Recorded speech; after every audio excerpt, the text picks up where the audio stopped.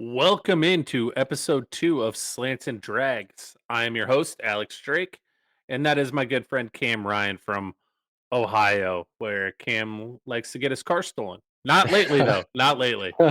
Yeah, wheel lock does the job. Does the job.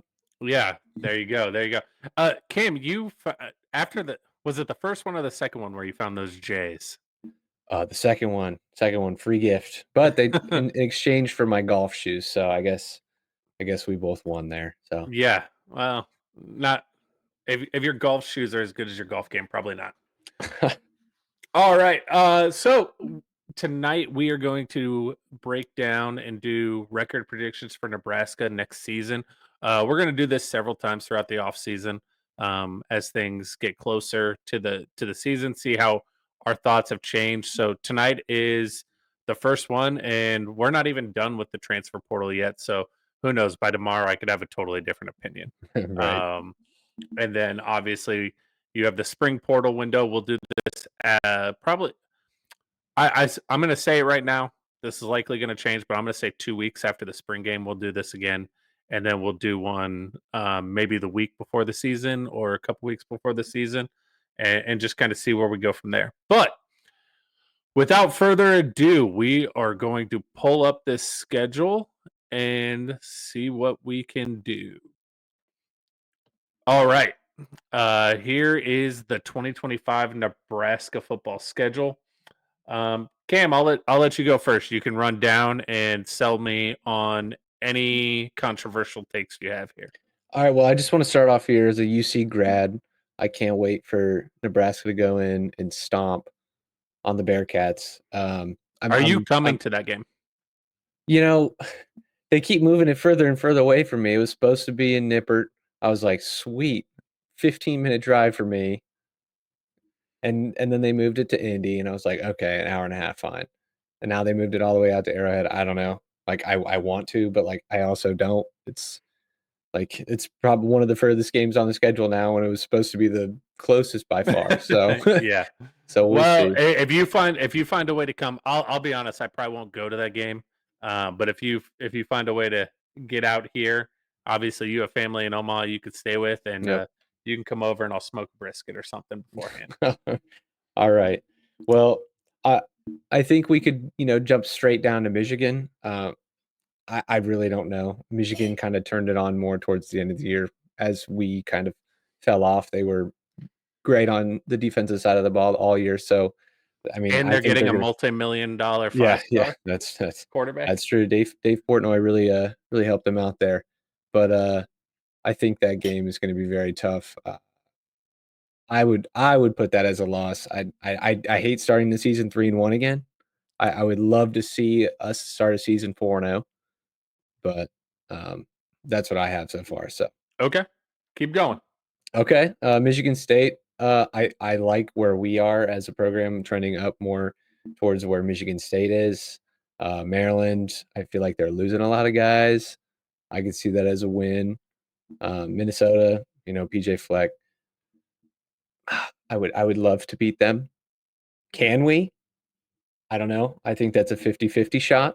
Hopefully the ball is rolling for us with, Dana Holgerson in this offense to where you could by the time we get there, you could see like, oh, we should beat this team. But Yep. right now, no idea. And then you have the stretch of Northwestern, UCLA, or USC and UCLA. I think you come out of that with two wins. Two out of the three there. And then Penn State, Well, not a who's the chance. loss? Loss, I would say if I was to pick one, it would be USC Okay. just because of the talent. But I could see them losing to USC or UCLA. But I think they lose one of the three there. And then Penn Okay. State, I think no way. Iowa, I think they finally get the job done. All right. I like it. I agree with a lot of that. So I'm going to go game by game. Um, I'm going to tell you right now. I think game one will tell you a lot about this team. Um, Cam, you got on me a lot early in the season when I was not totally happy with games against UNI and UTEP, and specifically on the offensive side of the ball, right? Yep. Um, so I I'm breaking this schedule down with the freedom to come back and tell you I'm reserving judgment for post game one on where I think this program is as a whole. But I'm like you. I'm gonna go the first three. All of those are wins. But I need to see like a killer instinct from the offense. I'm gonna go different from you. I think they're gonna get Michigan. That game next year, you've been demolished by Michigan in back to back games lately. I guess you can go back to the Scott Frost game and say 3 games in a row. It's been absolutely embarrassing. I'm looking at Michigan next year as Colorado this past season. That's going to be the night game where all the juices are flowing. Really, what Illinois should have been this year, and I think the team feeds off the crowd. I'm hoping John Butler defensively steps up to what he has said and how he wants to be a lot more aggressive next year. So I'm going to call that one a win.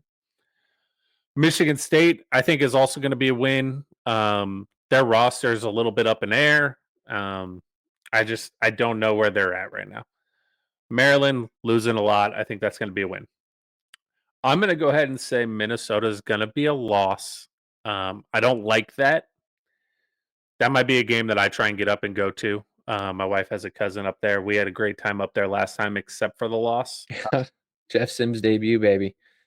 Minnesota has been a tough place to play for this program, and PJ Fleck just seems to have Nebraska's number, no matter who the coach is for whatever reason. I'm going to throw that one up as a loss. I think Minnesota is going to have a serious rebound next year too. They had a great second half to the season, I thought. Um, Northwestern, I'm going to say that's a win, even though they kind of had a bounce back in the second half too. USC is going to be a win. I'm with you. I'm actually going to say UCLA is going to be the loss out of those three. And then Penn State loss, and I think Iowa's going to be a win. And I think Iowa's going to look different next year as far as the game flow. I think that one's going to be a lot more offensive between both teams. Personally, they're getting a quarterback that I really like in Gronowski, and we are totally upgrading that offense with an offensive coordinator that's going to be at the helm for more than 3 weeks. I think that game's going to be really interesting. You can sell me that Penn State's going to be really interesting, depending on what Nebraska looks like in the other games. And I really think give Dana Holgerson a bye before Penn State. He's going to have some stuff dialed up. Yeah, I could be there with you on the Penn State, just depending on how they go down that 4-game stretch with Minnesota. Say they lose that game, like you said, how do they bounce back versus Northwestern? How do they come out and just kind of like bend over and Mm-hmm. just forfeit, or do they bounce back, fire, just kind of obliterate Northwestern per se, and just kind of finish out that stretch hot? Sure, you could, and you never know. Like, what does Penn State look like by then? I'm Yeah. assuming very good still, but And, as much as I've criticized this program over the years, and even Matt Rule in his 2 years here, when this team loses, the next game is still a fight, especially if they lose bad, right? You got waxed by Indiana this year, and you took Ohio State down to the final drive.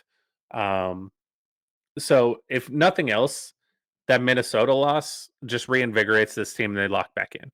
I don't know if you noticed a trend with my schedule.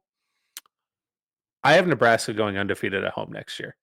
I think there is a new energy amongst the fan base, and hopefully that carries over to the players on the field. Um, Obviously, the biggest question mark for me at home is the Michigan game, but I think USC is going to fall off. I think they're going to have a really bad year, and that's it for me. Any other comments? um, no, I mean, I think I'm looking at the schedule, like I love that I don't see Ohio State on it. Um, Yep. I always like not having to play them, especially living in Ohio. I love not having to go through a week of just absolute torture. Usually 2 weeks because the week leading up's bad, and usually the week after as well. Once we get demolished, this year was nice. I was there. So that was a little depressing, but Yeah, it can be. And for the fans, I don't know if you guys caught this. For whatever reason, my green apple is operating as a green screen. So that's something that we learned tonight. I'll say this too. I mentioned that we're holding the rights to backtrack some of this. All of that is predicting on Nebraska getting at least one more tackle in the portal, which I think they'll get. But that's just an expectation I have at this time. Um, and yeah, so that's where we're at. I don't know if you got to listen to the podcast this week or the episode with Damon Benning and Tim Verge, Tim V. I'm just gonna call him Tim V. Talking about the DB room specifically. Did you catch any of that? I think I know what you're talking about. Yes. So essentially, for those who have been living under a rock or haven't caught up, is Tim and Damon both basically alluded to, yeah, Nebraska brought in a lot of defensive backs out of the portal, and that's great. And they brought in some high school recruits too. But as far as the portal guys are considered, a handful of those guys might only be here for the spring semester. They're going to come in, compete for that job, and if they don't win it, they're likely to bounce. I don't necessarily love it. I don't hate it. One thing I will say is I think that means we're probably going to get a better look at the depth chart before 2 weeks before the season, which does excite me. Love that. I love that. All right. Well, that is it. Episode 2 in the books, ladies and gentlemen. Thank you for stopping by and watching. Make sure to like and subscribe. It really helps us out, and we'll catch you on the next one.